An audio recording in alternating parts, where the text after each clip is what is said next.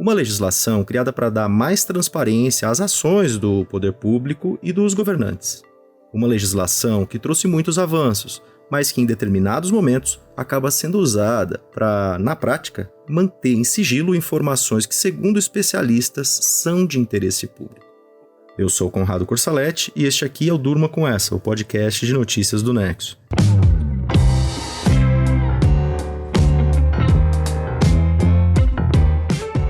Olá, eu sou Letícia Arcoverde e estou aqui com o Conrado para apresentar esse podcast que vai ao ar de segunda a sexta, no fim da tarde e início da noite.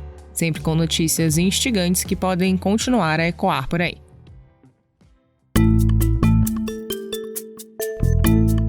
Quarta-feira, 13 de abril de 2022. O Palácio do Planalto decreta sigilo em agenda de Jair Bolsonaro com pastores acusados de pedir propina para a liberação de verbas federais do Ministério da Educação.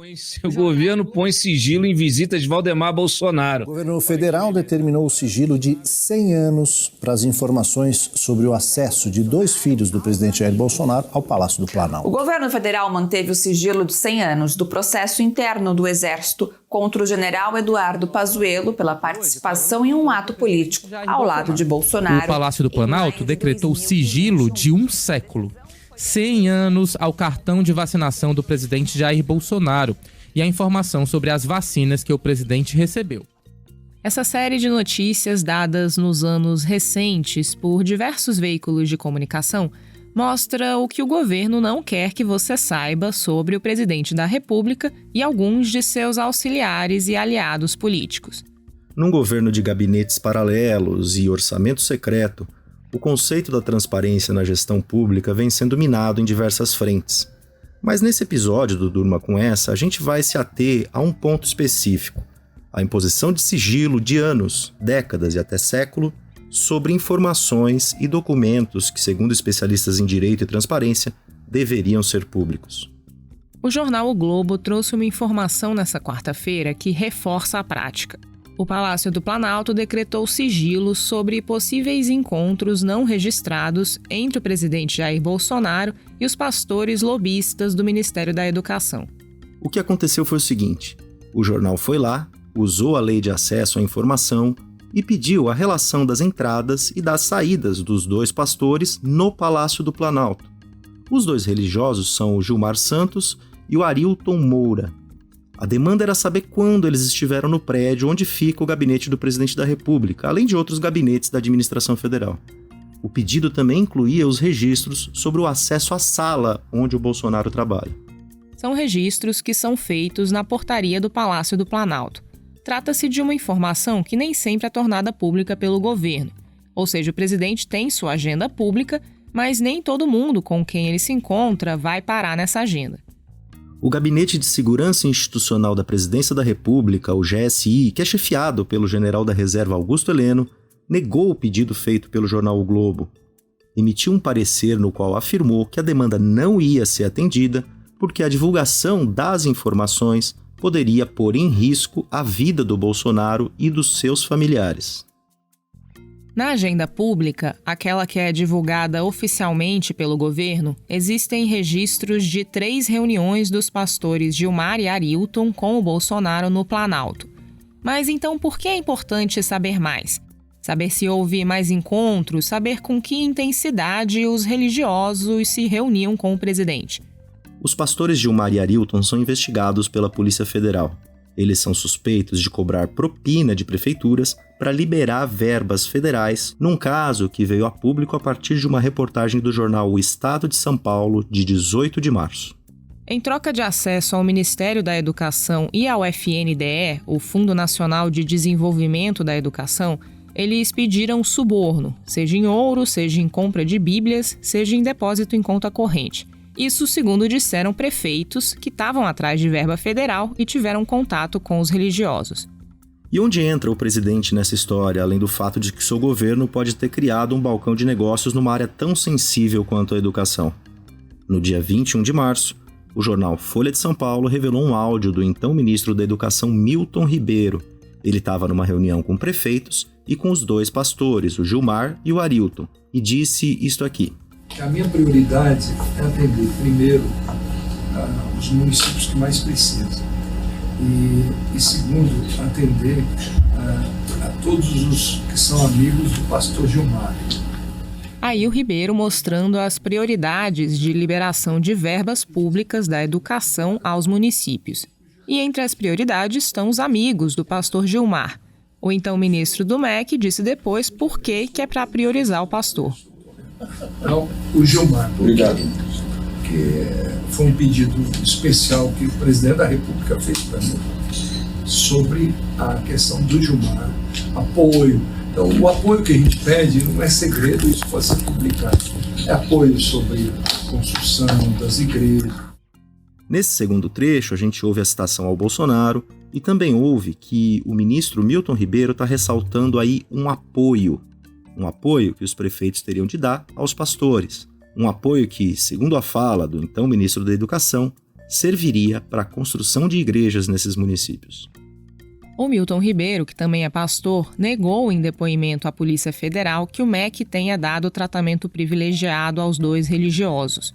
Os pastores também disseram que não fizeram nada de ilegal. Num documento enviado ao Tribunal Superior Eleitoral, a Advocacia Geral da União afirmou que o Milton Ribeiro usou o nome do presidente de maneira indevida. O TSE está analisando um pedido da oposição para que Bolsonaro seja julgado por abuso de poder econômico, já que é pré-candidato à reeleição. O ministro caiu no meio desse escândalo, mas continua sob investigação. Só que aí tem mais dúvidas sobre o caso. Dúvidas a respeito da relação entre o Bolsonaro e os pastores Gilmar e Arilton. Por isso é relevante saber se houve mais encontro entre eles, além daqueles registrados na agenda oficial.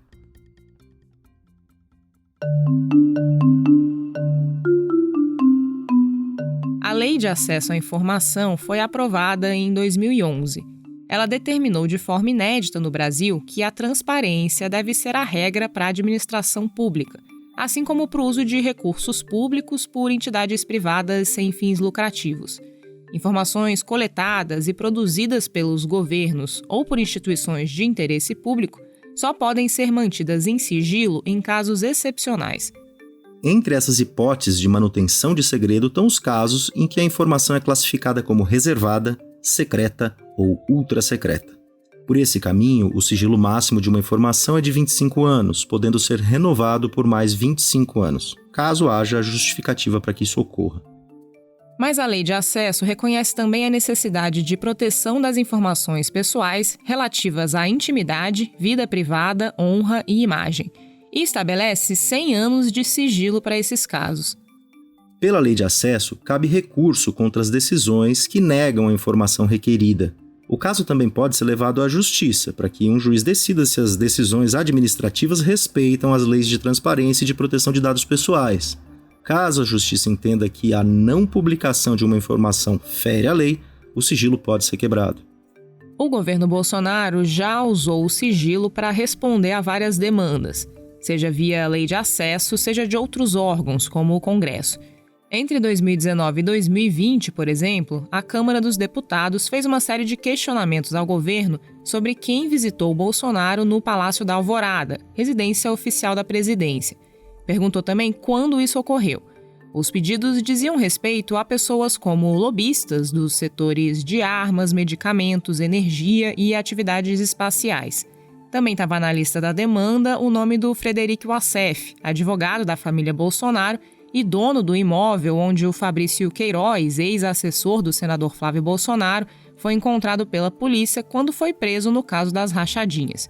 Mas, na época, o governo não forneceu as informações, alegando que a divulgação delas poderia colocar em risco a segurança do presidente e da sua família. Alegou também que a compilação das informações solicitadas, que são registradas manualmente em livros, daria muito trabalho. Em novembro de 2019, o Supremo Tribunal Federal derrubou um trecho de uma lei ainda lá dos anos 60 que justificava o sigilo dos gastos do governo. Mesmo assim, a gestão do presidente Jair Bolsonaro continuou considerando como sigilosos diversos gastos do cartão corporativo do governo, com base nas exceções que estão previstas na Lei de Acesso à Informação. Em 2020, os gastos do cartão corporativo que foram colocados nesse chapéu do sigilo chegaram a aumentar 28% em relação ao ano anterior. Em janeiro de 2021, após Bolsonaro ter dito que não se vacinaria contra a Covid-19, um pedido de acesso à carteira de vacinação do presidente também foi rejeitado, com base na ideia de informação de caráter pessoal. Nas redes sociais, Bolsonaro negou que não estivesse sendo transparente. Diz que tinha o cartão de vacinação em dia, sem ser específico sobre a Covid. Em junho de 2021, o Exército decretou sigilo de 100 anos no processo em que o general Eduardo Pazuello foi liberado de qualquer punição após ter participado de um palanque em defesa do Bolsonaro. A legislação militar é expressa em proibir o engajamento político-partidário dos integrantes das Forças Armadas. E mesmo assim, o ex-ministro da Saúde não foi punido. Você só vai saber exatamente por quê daqui a um século. Em julho de 2021, a Secretaria-Geral da Presidência negou um pedido da revista Cruzoé para ver os registros dos crachás de acesso ao Palácio do Planalto emitidos em nome de Carlos Bolsonaro, que é vereador do Rio, e Eduardo Bolsonaro, que é deputado federal. Os dois são filhos e conselheiros do presidente. O governo negou, dizendo que as informações diziam respeito à intimidade, à vida privada, à honra e à imagem dos familiares de Bolsonaro. O sigilo imposto também foi de 100 anos. Foram decretados ainda sigilos de encontros do Bolsonaro com o deputado Luiz Miranda, que afirmou à CPI da Covid que alertou o presidente sobre suspeitas de irregularidades na compra de vacinas contra a Covid, e com o ex-deputado Valdemar Costa Neto, presidente do PL. Integrante do Centrão, o Costa Neto é agora aliado do Bolsonaro e cedeu a legenda para o presidente disputar a reeleição em outubro de 2022. O Nexo ouviu especialistas em transparência pública em agosto de 2021, quando os sigilos já se multiplicavam no governo. Eles disseram que estava em curso uma flexibilização da legislação sobre transparência e que havia até abuso no uso dessa legislação. Sobre a divulgação de quem entra e sai do Planalto, por exemplo, eles lembraram de uma resolução da Comissão de Ética Pública do Executivo de 2017. Essa resolução estabeleceu que toda a agenda de autoridades do governo deve ser pública, que não existe justificativa suficiente para que esse tipo de informação seja mantido em segredo. Claro que existem exceções, como, por exemplo, que horas que ele chega no Palácio do Planalto ou que horas que ele sai. O Bruno Brandão, diretor executivo da ONG Transparência Internacional no Brasil, disse o seguinte para o Nexo, abre aspas, desde o início deste governo, se acumulam retrocessos na transparência pública, como tentativas de enfraquecimento da lei de acesso à informação, desmonte institucional e perda de autonomia de órgãos produtores de informação, além da classificação sistemática de informações que jamais justificariam o sigilo, fecha aspas. É uma situação que contrasta com o que o Bolsonaro dizia lá em janeiro de 2019, quando assumiu o comando do país e disse isto aqui. Transparência acima de tudo. Todos os nossos atos terão que ser abertos para o público. E o que aconteceu no passado também. Não podemos admitir qualquer cláusula de confidencialidade pretérita. Esses atos e ações tornar-se-ão públicos.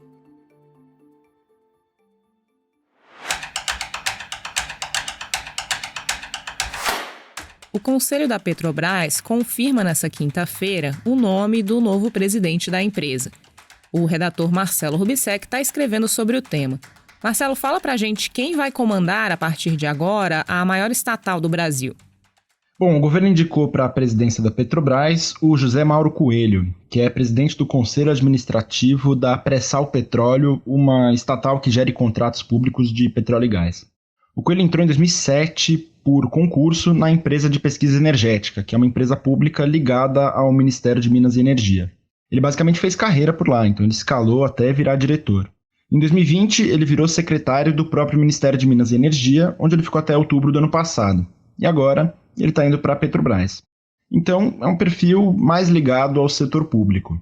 E, Marcelo, foi um processo de escolha um tanto tumultuado. Explica pra gente o que aconteceu antes que o nome do presidente fosse definido.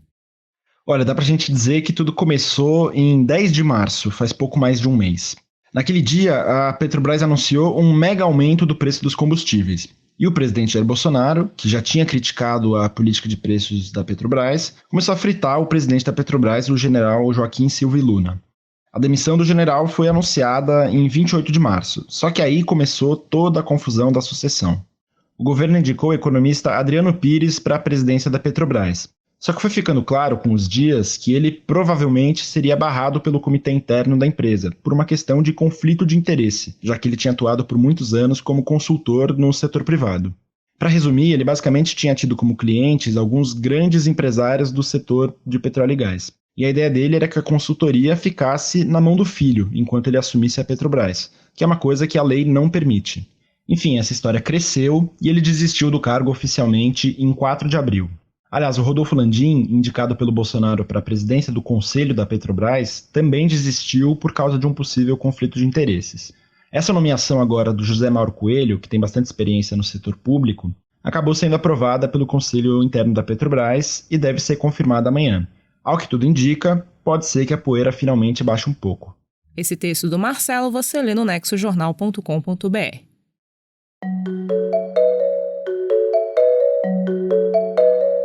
O presidente da Ucrânia voltou a fazer acusações contra a Rússia por causa do uso de algumas armas específicas durante a guerra. Quem conta pra gente é o repórter especial João Paulo Charlot. Olá, ouvinte. Olá, amigos do Durma com Essa. O presidente da Ucrânia, o Volodymyr Zelensky, acusou a Rússia de estar usando bombas de fósforo branco contra a população civil do seu país. Essa denúncia foi feita na terça durante uma teleconferência com os presidentes dos 30 países que fazem parte da OTAN, mas ainda não há nenhuma apuração independente sobre o caso que foi relatado por ele. O fósforo branco é uma substância química que tem efeito incendiário. Quando ela é lançada, produz uma grande quantidade de fumaça e gera um calor tão intenso que pode passar dos 800 graus Celsius. Normalmente, o fósforo não é usado como munição. As Forças Armadas usam isso para iluminar grandes extensões do campo de batalha durante operações noturnas. Elas são lançadas no ar e caem lentamente, queimando na trajetória.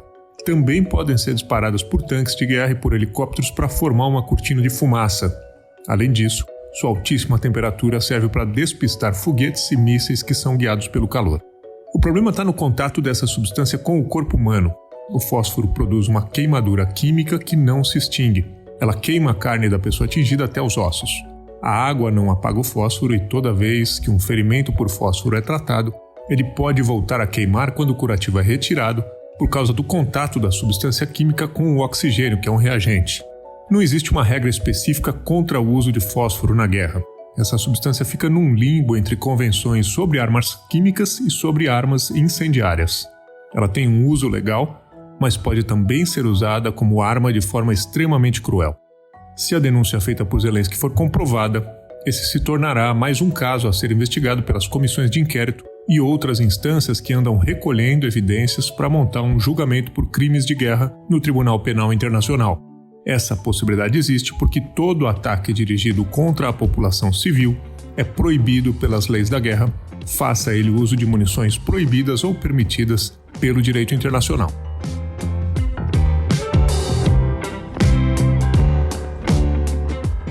Dos sigilos sobre a agenda de Bolsonaro, passando pelo novo presidente da Petrobras e fechando com novas acusações contra a Rússia na guerra na Ucrânia, durma com essa.